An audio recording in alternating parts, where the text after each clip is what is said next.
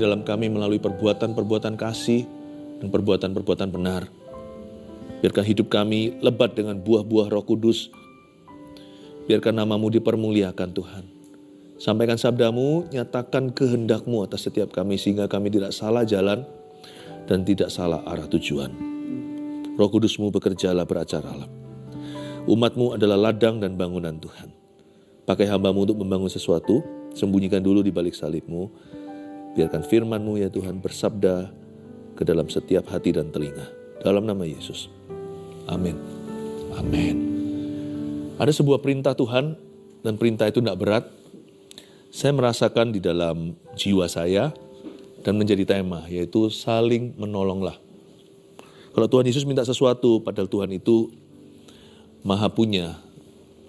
Tuhan itu yang punya segalanya. Kalau Tuhan minta sama kita, berikan. Berarti Tuhan bukan butuh, tapi Tuhan menguji iman kita. Karena Tuhan bisa bekerja tanpa kita. Tapi kalau Tuhan libatkan kita di ladangnya, itu berarti Tuhan ingin kita menjadi mitra-mitra kerajaan sorga. Itu berarti suatu keistimewaan. Tuhan gak pernah berutang budi.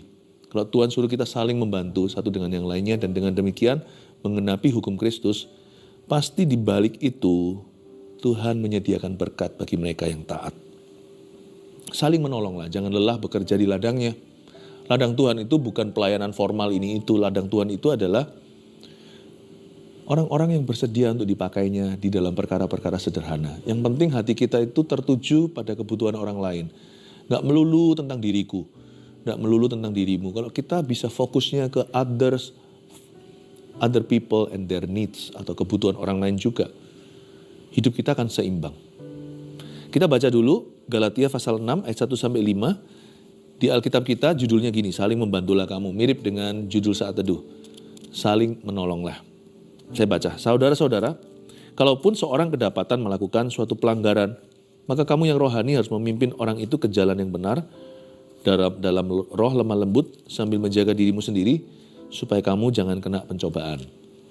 Bertolong-tolonganlah menanggung bebanmu, demikianlah kamu memenuhi hukum Kristus. Sebab kalau seorang menyangka bahwa ia berarti, padahal ia sama sekali tidak berarti, ia menipu dirinya sendiri. Baiklah tiap-tiap orang menguji pekerjaannya sendiri, maka ia boleh bermegah melihat keadaannya sendiri dan bukan melihat keadaan orang lain. Sebab tiap-tiap orang akan memikul tanggungannya sendiri. Katakan amin. Ayat pertama, ini surat Paulus pada jemaat di Galatia. Paulus pakai sapaan yang sangat akrab. Paulus tidak menyebut mereka Mr., Mrs., atau Miss. Paulus bilang bro, brothers and sisters. Saudara-saudara. Itulah hubungan orang Kristen sebenarnya. Di antara kita semua bersaudara. Saya suka kalau masuk ke kota Manado, tulisannya Torang Samua Basudara. Atau kita semua itu bersaudara. Itulah hubungan kita sesungguhnya dalam Tuhan. Waktu kita berdoa Bapa kami di sorga, berarti kita semua bersaudara. Saudara-saudara, kalaupun seorang kedapatan melakukan suatu pelanggaran, target pertama yang kita bantu adalah mereka yang gak layak terima bantuan kita. Kalau menolong orang yang layak menerimanya, orang dunia juga bisa. Apalagi kalau kita menolong orang dengan pamrih, orang itu bisa membalas sesuatu. Itu biasalah, semua orang juga bisa motivasi. Tapi yang pertama sama Paulus ditulis, ya kalau kamu mau bantu seseorang, kamu bantu menuntun ke dalam kebenaran orang yang melakukan suatu pelanggaran. They who are the least worthy, mereka yang paling gak layak untuk kamu tolong. Tolong mereka dulu. Saudara-saudara, kalaupun seorang kedapatan melakukan suatu pelanggaran. Kalau yang melakukan pelanggaran itu hanyalah orang berdosa, kita gak tahu siapa, tahu rasa. Kita bisa berkata, nah itu ya, biar jerah. Kita bisa syukuri dan syukurkan. Kita bisa berkata, ya salah sendiri. Tapi bayangkan kalau yang jatuh dalam dosa itu saudara kita sendiri, darah dan daging. Kalau yang salah itu adalah suaminya sendiri. Kalau itu adalah anaknya. Jikalau melakukan pelanggaran adalah cucunya. Pasti beda kan? Orang berkata, darah itu lebih kental daripada minyak atau apa ya, pepatah itu loh. Blood is thicker than water. Oh, blood is thicker than water. Darah lebih tebal, lebih kental daripada air. Maksudnya kalau orang bersaudara itu gimana pun juga nanti akan rujukan, kata dunia. Tapi tahukah ada yang lebih kental daripada darah dan daging? Darah Yesus. Kalau kita datang ke gereja, ambil perjamuan kudus, itu kita mencetuskan, bukan hanya kita milik Tuhan, tapi juga kita saling memiliki, we belong to each other. Nggak kalah dengan saudara kandung, saudara seiman itu sama-sama kandungnya. Karena terkandung di dalam hubungan kita, darah Yesus dan dagingnya. Kita juga daging dan darah satu dengan yang lainnya kalau kita sama-sama beriman kepada Tuhan. Gak kalah sama saudara kandung. Hubungan yang baru yang Tuhan buka lewat tabir yang telah dirobek atas ke bawah itu sama akrabnya, sama pentingnya, sama dekatnya. Saya jadi ingat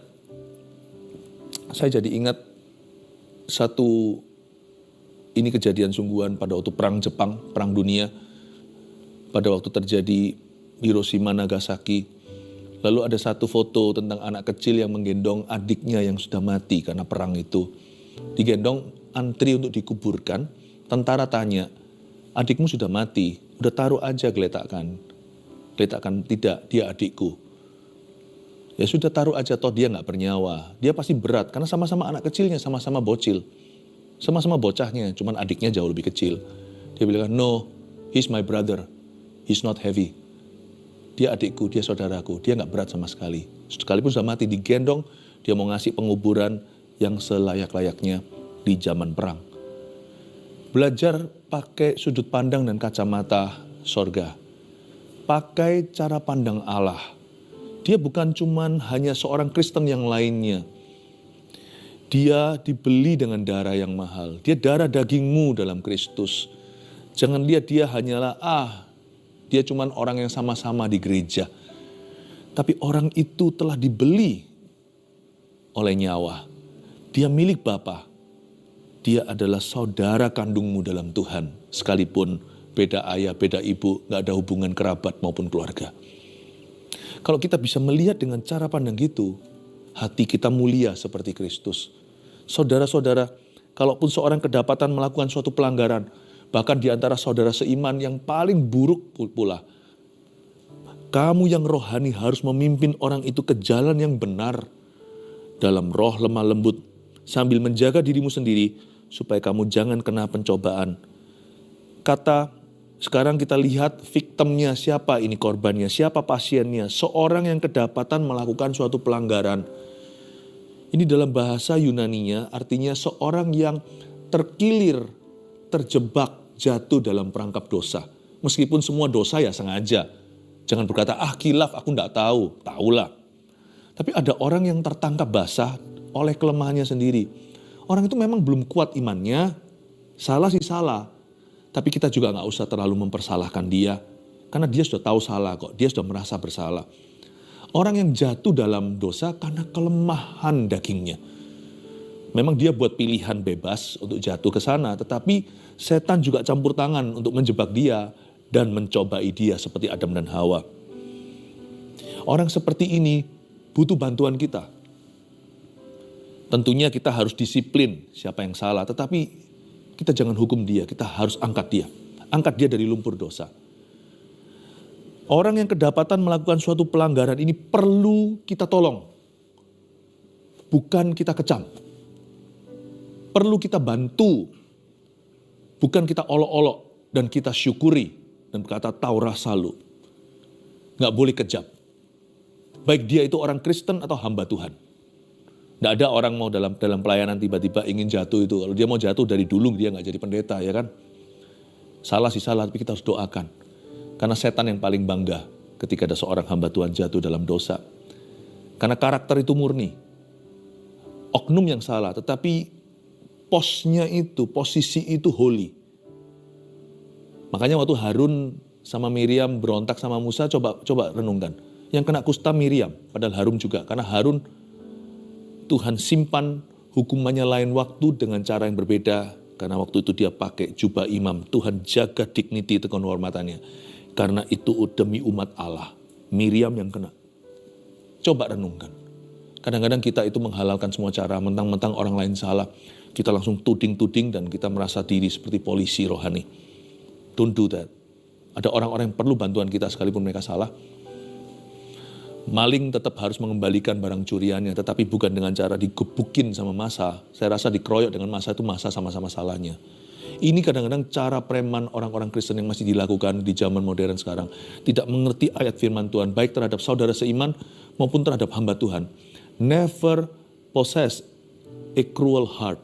Jangan pernah memiliki hati yang kejam sama orang. Karena kita pun jangan lupa kulitnya hai kacang, karena kita juga orang berdosa yang sekali-kali juga perlu dibantu untuk bangkit. Orang kedapatan melakukan suatu pelanggaran di sini bukan predator tapinya ya. Ini bukan orang yang menjadikan itu karir, yaitu mereka yang cari mangsa. Atau seorang pengajar sesat, ini lain. Orang yang kedapatan melakukan suatu pelanggaran dalam bahasa Inggrisnya itu, they who are overtaken by sin. Orang yang kayak seperti disalib, dibalap, dan seperti kena wabah dosa gitu. Jadi bukan seseorang yang cari-cari memang atau menyebarkan wabah itu. Ini ayat tidak berlaku untuk para predator. Mereka yang jadikan karir, ya memang cari mangsa. Ini juga tidak berlaku untuk false teachers atau pengajar sesat. Yang gitu jangan ditolong. Yang gitu kita harus kasih batas dulu. Kita harus lindungi orang-orang sekeliling kita. CG, cell group contohnya dalam gereja, lindungi. Kita berhak untuk menolak orang masuk ke pintu kita. After all, itu di rumah kita kan. Kita juga berhak untuk tidak memberikan kesempatan untuk orang berbicara kepada orang sekelompok domba-domba kecil yang Tuhan percayakan pada kita. Ini ayat tidak berlaku untuk predator atau untuk false teachers atau untuk pengajar sesat. Tapi berlaku untuk orang-orang Kristen yang lemah rohani. Kita mesti bantu. Ternyata kerohanian kalau kita baca ya, coba Anda lihat, kita baca lagi. Saudara-saudara, kalaupun seorang kedapatan melakukan suatu pelanggaran, oke? Maka kamu yang rohani, saya suka kalimat ini, kamu yang rohani. Definisi rohaninya Paulus itu beda sekali dengan yang kita mengerti hari ini.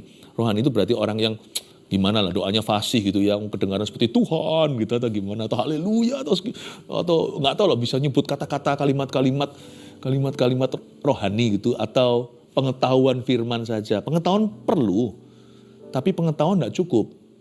Ternyata kerohanian menurut Paulus itu pertama-tama kebenaran, lalu kebaikan.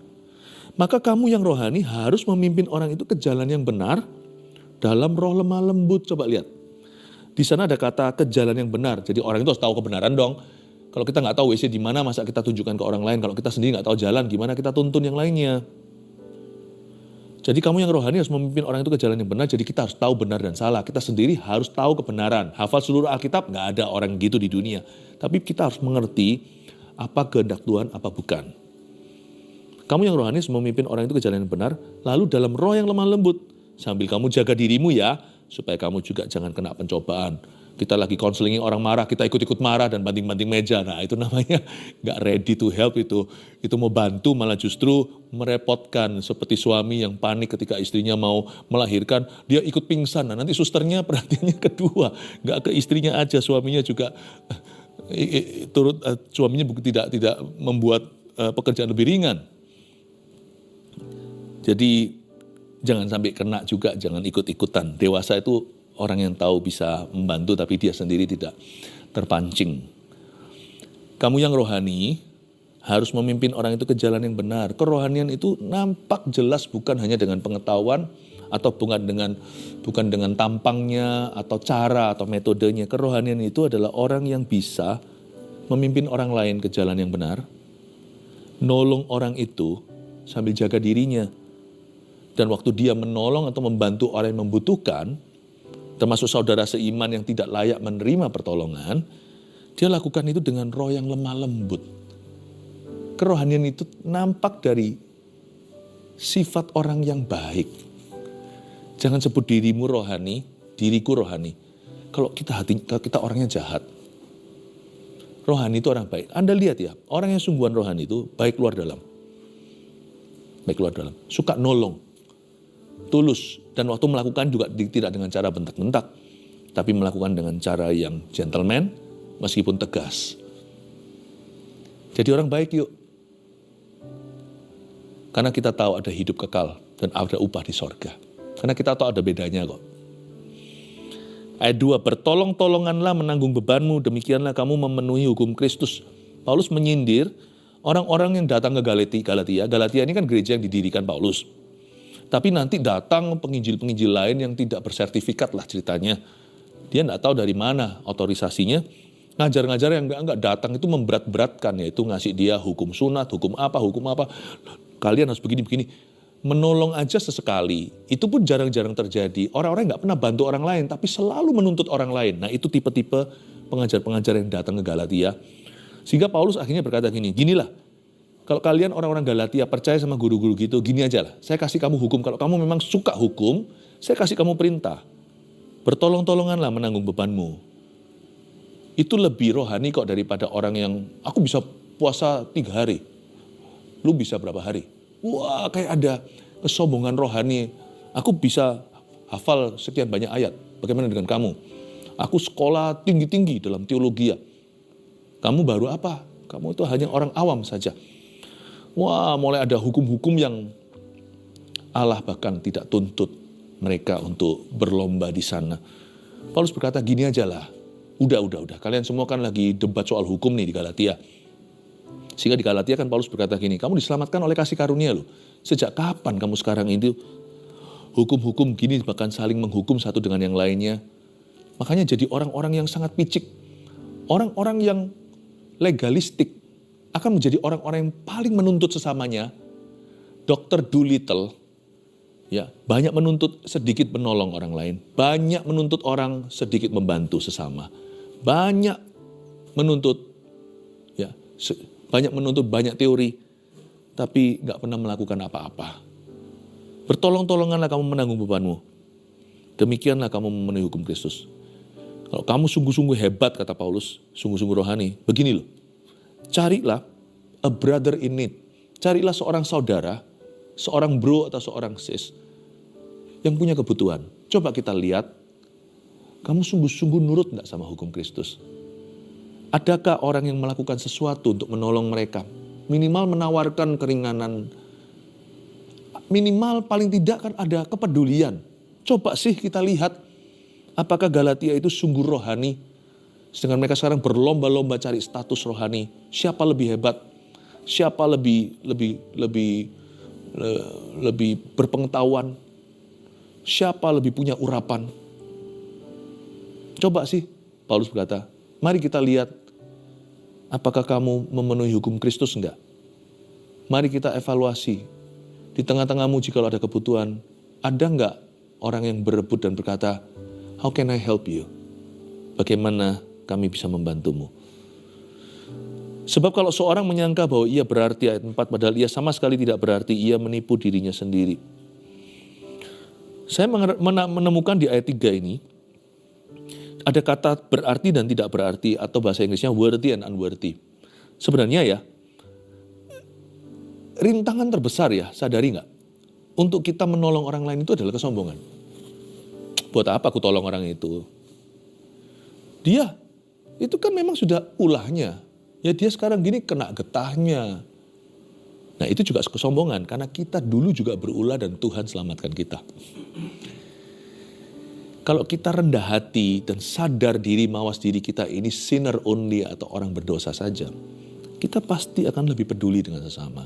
Atau kita merasa orang itu gak worthy, artinya saya gak selevel, orang itu gak selevel. Kita gak selevel. Kenapa saya harus tawarkan bantuan? Dia itu gak di levelku. Karena kita merasa diri sendiri sekarang layak, bahasa Inggrisnya spirit of entitlement, merasa berhak. Sebenarnya ya terus terang kalau kita baca ini, kata berarti tidak berarti ini dalam sekali. Kalau seorang menyangka bahwa dia berarti, padahal dia sama sekali nggak berarti, ia menipu dirinya sendiri. Disilusi, sebuah tipu daya iblis dalam diri. Bahwa I'm worthy, you're not worthy for me.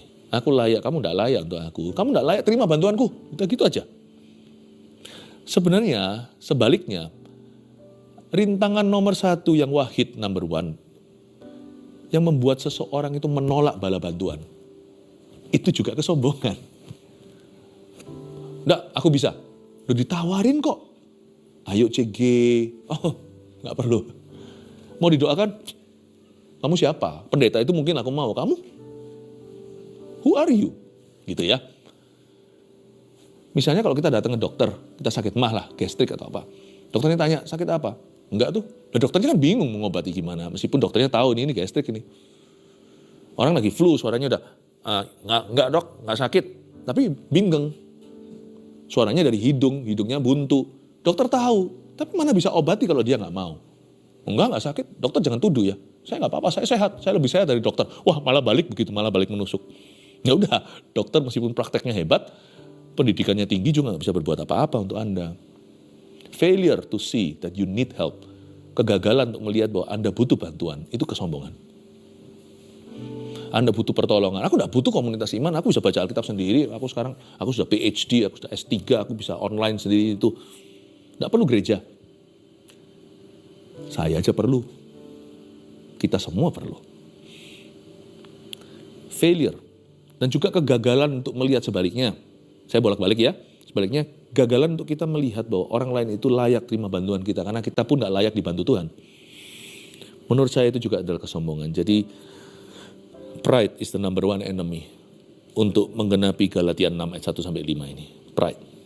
Makanya orang yang tidak mau membantu atau dibantu oleh orang lain, tidak membuka diri, dan juga tidak mau peka terhadap sesamanya, itu sebenarnya di mata Tuhan bukan cuma dia pasif, tidak aktif, busy atau sibuk sekali, bukan. Menurut saya sih,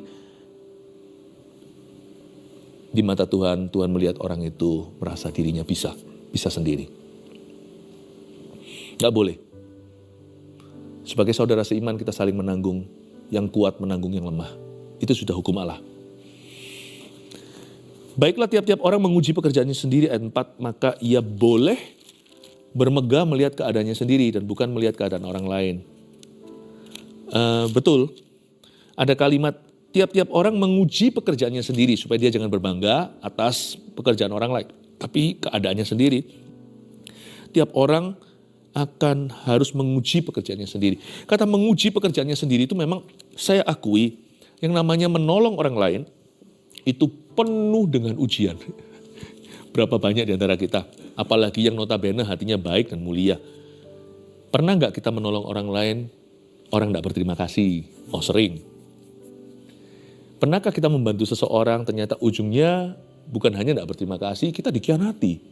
Ada pepatah, kasih hati, malah justru yang dia makan rempelah. Pernah lah. Tapi apakah kita jerah?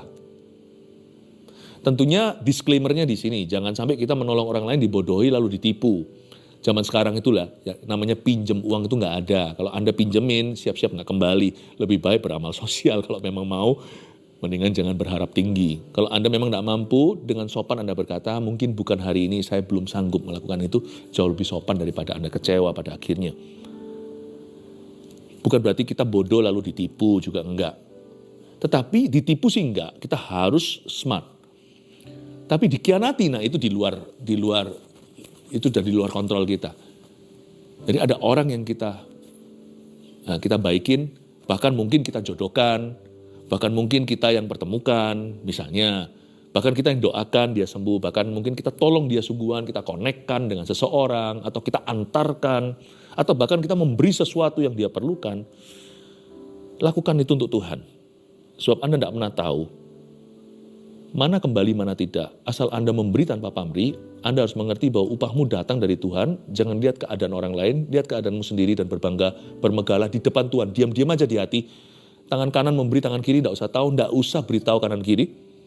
Tapi kalau Anda sudah membantu, upahmu datang dari Tuhan. Karena ayat yang ke-5 berkata, tiap orang akan memikul tanggungannya sendiri. Your reward comes from heaven. Proses membantu orang, kebiasaan itu adalah sesuatu yang sangat private. Itu sebuah hubungan yang penuh dengan privacy dengan Tuhan Yesus. Fulfillment atau perasaan puas batinianya pun itu di dalam hati. Itu antara kau dan Tuhan. Tidak usah dibanggakan. Kalau kita banggakan, upahmu sudah hilang. Tapi terus terang, menolong orang itu penuh dengan dilema.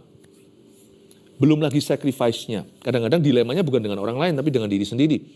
Aku bantu sedangkan aku sendiri pas-pasan. Tidak tentu soal materi ya, tapi misalnya saya membantu orang ini, saya merasa harus ada pengorbanan yang saya berikan. Atau Harus ada sesuatu yang saya korbankan untuk membantu orang. Nggak tentu itu materi, itu bisa juga waktu, bisa juga perhatian, bisa juga hati, simpati kita nanti dipermainkan. Membantu orang itu penuh dengan ujian. Pekerjaan membantu, menolong sesama itu penuh dengan pencobaan. Saya akui itu. Not always easy to help other people. Bahkan ditolong orang lain pun tidak tentu gampang loh. Kita juga nggak tentu tahu sebenarnya ditolong orang-orang tertentu, orang-orang menolong kita itu untuk apa. Banyak sacrifice di dalam tolong menolong ini. Apalagi sang penolong ya. Biasanya sacrifice-nya ada. Ada juga dilema yang harus dihadapi. Dilema. Kita nggak tahu apakah sungguhan seperti itu atau enggak. Nggak tolong salah, tolong dia salah. Itu ada pasti. Sedikit banyak ada gitunya. Belum lagi kita menghadapi betrayal. Betrayal itu pengkhianatan atau breach of trust. Breaches of trust. Kita percayai ternyata bantuan yang kita berikan kok disalahgunakan. Adalah macam-macam lah. Tapi pertanyaannya kita jera nggak? Saya sih tahu sekeliling saya orang-orang yang suka membantu. Kadang-kadang malah justru setelah menolong orang malah ditikung. Pernahkah Anda menolong sesamanya malah justru Anda ditusuk? Atau malah Anda di-bypass? Malah justru Anda dilewati? Tadinya Anda tolong. Malah berujung kong kali kong. Malah berujung nanti mereka musyawarah sendiri. Lalu terjadi konspirasi dan Anda ditendang keluar dari grup itu. Macam-macam lah. Ya kita sesmart-smart kita tetap ada resikonya nolong orang lain. Pertanyaannya kita tetap nolong gak? Tetap gak kita menolong? Gini aja, selama Yesus tetap adalah Tuhan kita tetap menolong ya. Tentunya kita kurangi minimalkan resikonya. Due diligence-nya dijalankan, jangan asal nolong orang juga harus tahu, nggak tentu yang mereka butuhkan itu yang mereka katakan aku butuh ini nggak tentu itu solusinya, maka kita juga harus wise secara hikmat bijaksana berkata mungkin bukan ini. Kita harus meskipun kita punya sumber dayanya kedua-duanya, baik yang dia butuhkan, yang dia rasa dia butuhkan maupun yang dia tidak sadari dia sesungguhnya perlukan, kita bisa sarankan.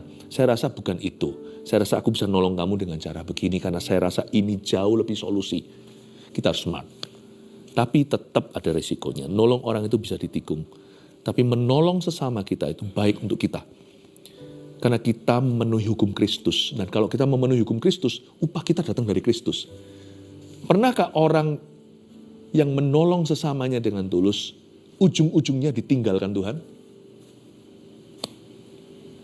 Tapi pernahkah Anda melihat orang yang ditolong namun menikung, disertai Tuhan, kemudian jadi yang rugi itu bukan yang menolong. Yang menolong di kacamata sorga selalu diuntungkan dalam hubungannya dengan Tuhan. Membantu sesama kita, itu membuat kita menjadi seperti Kristus. Itu membuat rohani kita semakin bercahaya. Kadang-kadang kita merugi, gak apa-apa. Saya sebagai pendeta misalnya, kalau mendoakan orang, pendeta juga dicari. Misalnya kalau doa ada kebutuhan, tapi kalau orang mengalami mujizat, itu bukan kesengajaan. Kadang-kadang ada pula yang lupa untuk mengupdate. Jadi kami masih mendoakan terus bertahun-tahun padahal sudah lewat. Makanya saya nggak mau latah. Jadi kalau orang ngomong sama saya doakan, kalau iya tidak. Kalau sekali saya mengangguk kepala dan berkata iya, saya harus doakan supaya lain kali Tuhan nggak melihat bahwa kata-kata saya itu hampa, supaya doa saya itu mempan, jaga kualitas. Tapi resikonya banyak. Nanti diberitahu enggak? Enggak butuh kesaksian untuk meneguhkan nih, bukan. Tapi supaya kami tahu bahwa doa kami sudah dijawab atau belum. Nah kadang-kadang seperti itu tuh resiko, saya kasih contoh. Resiko, Pak, iya enggak. Bisa doa terus, ya enggak apa-apa lah. Mendingan saya keluar ekstra peluru yang tidak dibutuhkan, karena sudah enggak perlu. Tapi keluar terus peluru doa, meskipun enggak apa-apa lah. Daripada saya jadi orang yang jual mahal dan kata, tidak, aku tidak doakan. Saya akan menjadi jauh dari Kristus. Tapi kalau saya menolong orang lain, saya akan menjadi seperti Kristus. Setiap orang akan memiliki tanggungannya sendiri, setiap orang akan memikul upahnya. Dan upah kita datang dari Tuhan. Orang yang membantu menolong sesamanya will receive the reward from the Lord. Akan menerima reward upahnya dari Tuhan Yesus. Menolong itu penuh resiko? Bisa diminimalkan, tetap ada resikonya. Tetapi menolong itu adalah panggilan orang Kristen yang sungguh-sungguh. Saling menolonglah yang pertama. Carilah seorang saudara yang berbeban berat dan tolonglah dia. Ini yang kita pelajari hari ini. Tuhan minta kita lakukan. Tolong ya, lakukan ini lebih rajin lagi ke depan, apapun resikonya. 2, halangan untuk menolong dan ditolong orang lain adalah kesombongan. Jadi kita sekarang ngerti momok sesungguhnya itu siapa. Kalau kita jual mahal dan kita juga kikir dalam hal menolong orang lain. Atau ogah kalau ditolong oleh sesama. 3, menolong orang lain itu penuh dengan ujian iman, namun besar upahnya. Semoga kita semakin sungguh-sungguh dalam memenuhkan hukum Kristus di dalam diri kita. Semoga kita semua menjadi semakin seperti Yesus, bercahaya, bersinar, sampai kedatangan Tuhan.